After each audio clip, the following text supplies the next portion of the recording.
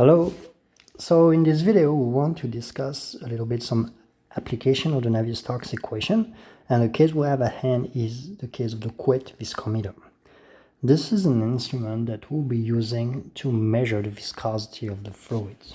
So it's represented here by two cylinders, one in orange, which is our outer cylinder, which is stationary, which means that it's not moving, it's fixed, and there is an inner cylinder which is rotating. The fluid would be flowing between those two cylinders. So here's the case that we have at hand. We have an isothermal incompressible Newtonian fluid which is confined between two concentric cylinders, which means that there is a fluid inside those two cylinders and that these two cylinders are concentric, and that's a very important statement. We'll see that after. So the fluid fills the volume between the two cylinders and steady state velocity is achieved after some time. In addition, the flow is laminar, there's no motion of the cylinder in the z direction, and flow geometry is uniform along z. And the question is, find u, so the velocity vector u. And by the way, you know that the velocity is a vector, so it can potentially have three components, and each of these components can potentially depend on the three spatial variables and on the time. Right, and so because we have a cylindrical geometry, we're going to directly use the cylindrical coordinate system, which means that u would be written as ur, potentially a function of r, theta, z, and perhaps the time. So as u theta, function of r, theta, z, and time, and uz, function of r, theta, z, and time. So that's the radial, the angular, and the actual components of the velocity. So during the class, I think I mentioned that we need to carefully read the text that we have at hand, right, in order to be able to simplify the Navier-Stokes equation. Okay, normally the text gives us a lot of hints because there's a lot of assumptions that permits us to remove many terms in those equations. So here's what we have. We have an isothermal incompressible Newtonian fluid. I mean, we must have this kind of fluid if we want to be able to apply the Navier-Stokes equations that we derived. I mean, the one that we derived are only valid for this type of fluid. Isothermal incompressible Newtonian with constant viscosity and constant density. That's the one that we've obtained. So, okay, fine. So it just means that it just enables us to use these equations. So it's not really super helpful at this point. But what comes next? We have two concentric cylinders, and this one is extremely helpful. Two concentric cylinders, that implies that we have axis symmetry.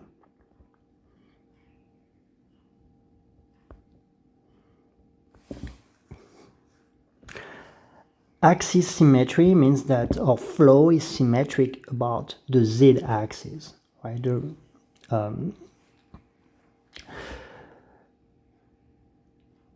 Yes, the z component, sorry. So it also means that basically if you turn around that axis, if you turn around the z-axis, you don't change the radial distance, so you don't change r, you don't change z, you just turn around the z-axis. So just change theta, well, the flow will remain the same. So you will be able to analyze it the same way, whether you are at angle theta 1 or theta 2. It means that all derivatives with respect to theta are going to drop d over d theta equals to 0. That's quite important because there's a lot of these in the equations. So then the fluid fills the volume between the two cylinders, fine, and then steady state velocity is achieved. So this one, I think you are used to it now. steady state velocity, that means that partial derivatives with respect to the time will be 0.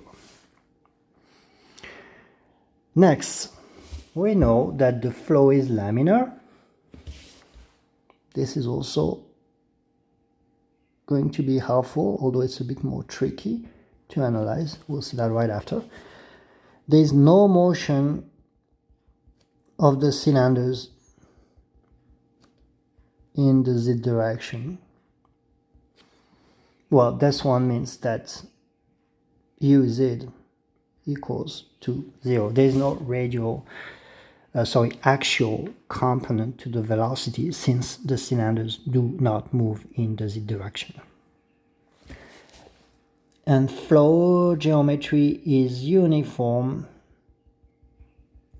along z, which means that if you change the z variable, you will have the same flow, provided that you keep constant the other variables.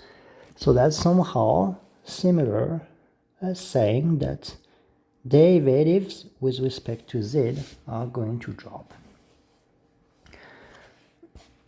So we have already a lot of hints that are going to help us simplify the Navier-Stokes equations.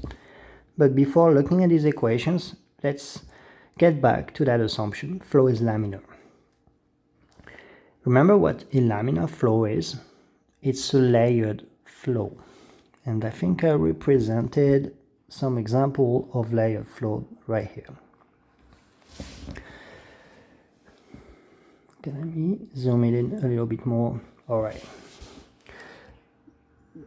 So in this top view, I represent, so imagine you're looking at those two cylinders from above, and imagine that you are able to see the layers of fluid. So in purple is the inner cylinder, and in orange, that's the outer cylinder. And I represented 3 layers. On top, I just represented them as circles, concentric circles. And at the bottom, it was kind of randomly represented shapes, okay? That's 2 examples of laminar or layered flows. Right. Now that assumption, laminar flow, itself just tells us that we have layers of fluid. And it's, well, we can't really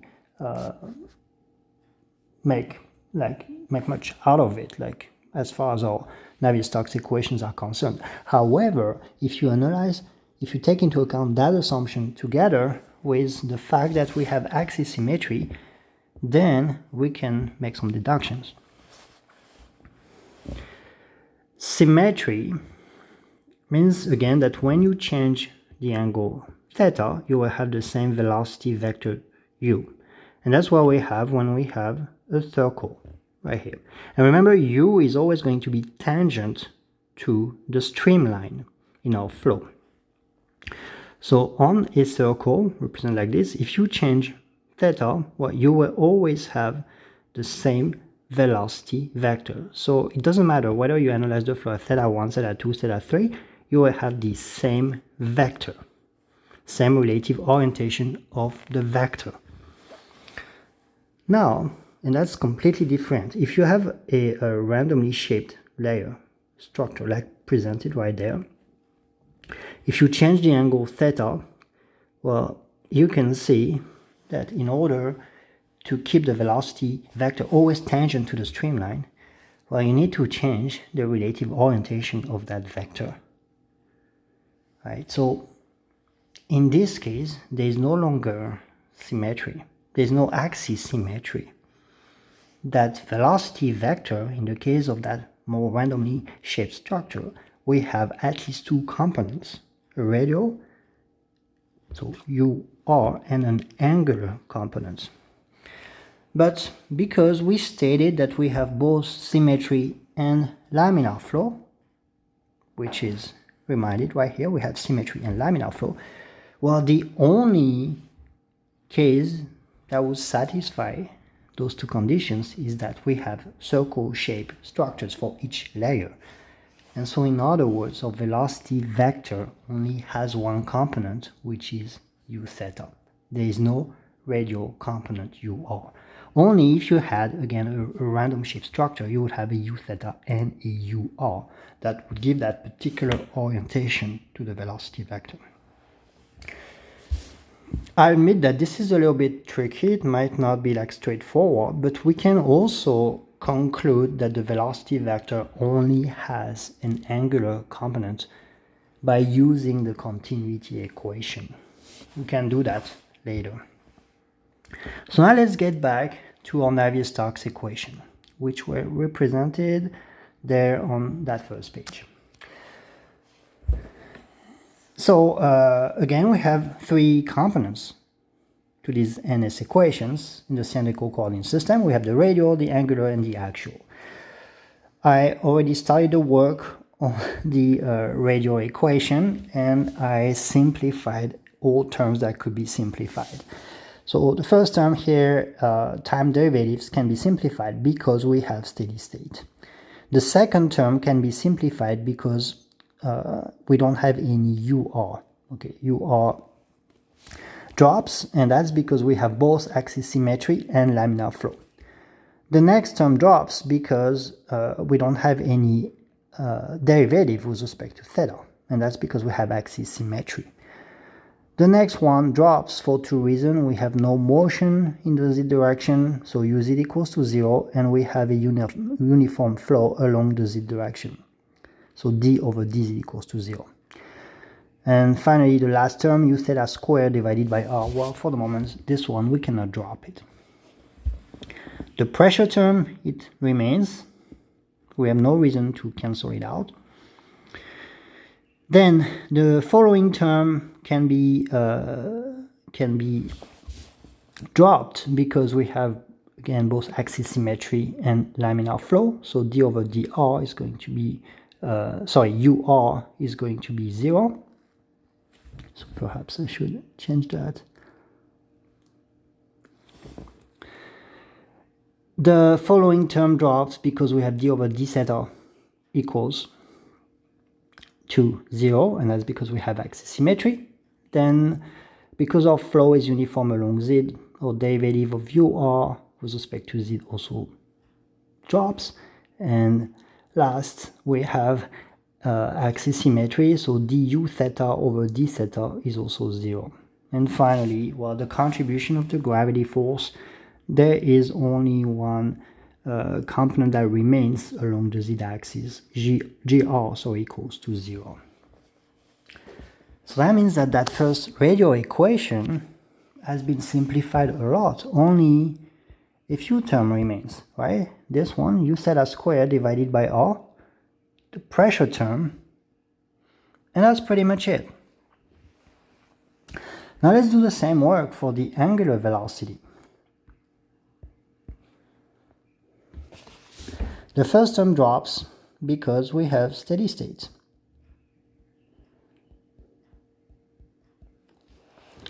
The next term, ur, d over dr u theta, well, it drops because we don't have any ur, and that's because we have axis symmetry plus laminar flow.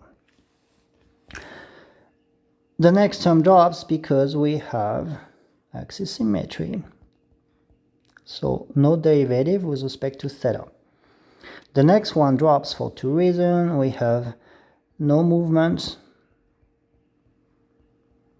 along z, and we have uniform flow along z, so no partial derivative with respect to z. And the next one also drops because, again, ur equals to 0, and that's because we have axis symmetry plus laminar flow.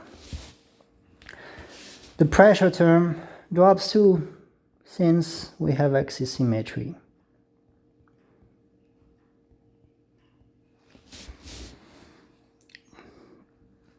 The next term, well, we don't have any reason to cancel it. We have derivative with respect to the radius of ru theta.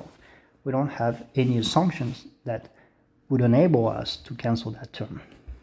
However, the following ones are going to drop, starting with this one, because we have axis symmetry. We have we have uniform flow along Z, and here we have axis symmetry as well. And same for g theta, it's 0 since we only have gz that remains for the components of the gravity vector. Well, so that means that this second equation gives us, on the left hand side, we only have, well, there's nothing remaining on the left hand side, it's 0. But on the right hand side, there is only one term that remains, which is the second order derivative of RU theta with respect to the radius. And last but not least, we have our actual component of the Navier-Stokes equation. What does it give us? Well, same. The first term drops because we have steady state. Then, well, all the following terms are also going to drop, well, for multiple reasons. I think you understand that. Like if we have d over d theta, it's because we have axis symmetry. If we have d over dz, it drops because we have a uniform flow along z. Or more simply, we can just say these terms drop simply because there is no uz. And that's because there is no movement of the cylinders in the z direction.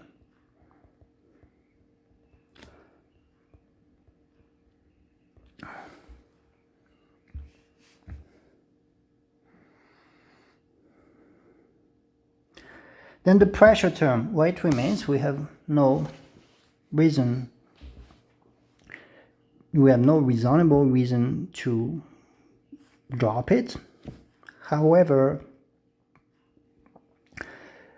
we have then a again partial derivative of uz with respect to r, so there is no uz because there is no movement of the cylinders along the z direction, and basically that cancel that assumption alone is enough, I think, to remove all the terms or most of the terms.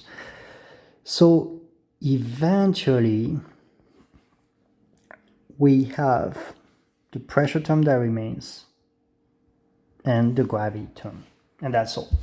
And just be a little bit careful with something. The fact that there's no movement along the z direction, so there is no uz, okay, it doesn't mean that there's not going to be any pressure along the z direction.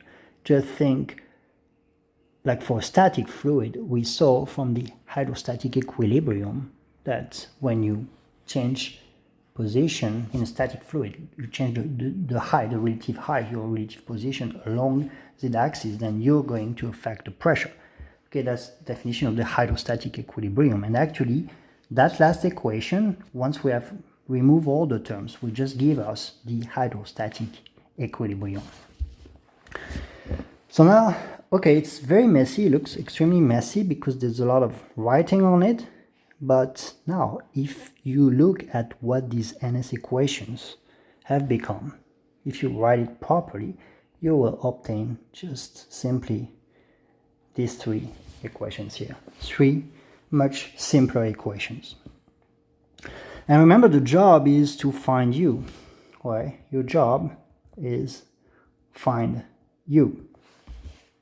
You've already partially done it without solving any equation, without doing anything very complicated. By just carefully reading the text, you've partially done it already, since you've said that u_r was 0 and that uz was 0. So all that remains now to find is u theta.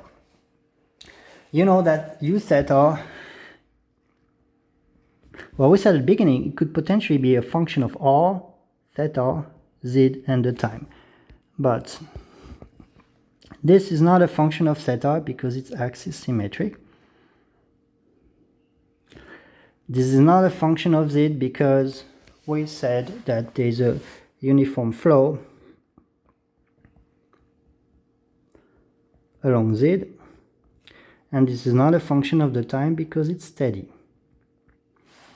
So we know from our analysis that all that remains to do is find a function of r that will give us u theta actually. So that will give us our velocity distribution. The radial equation gives you a relationship between u theta and p. And this, like here, there's two unknowns. There's two unknowns. U theta and p. Well, one equation, two unknowns. You're probably not going to use this one if you want to find u theta. The last one, the actual equation here, there is only one unknown, which is p. Well, not useful if you want to find u theta. So no choice, you need to apply the angular equation. You need to use that angular equation if you want to find u theta. So I'm not going to do it here because this is a relatively simple differential equation, and I think now you're used to solving this kind of equation. But that's basically the idea. Once you've carefully read the text, you can greatly simplify those Navier-Stokes equations and finally end up with relatively simple expressions that will enable you after to find what you're looking for, which will always be, in our case, the velocity distribution or the pressure distribution. And that's it.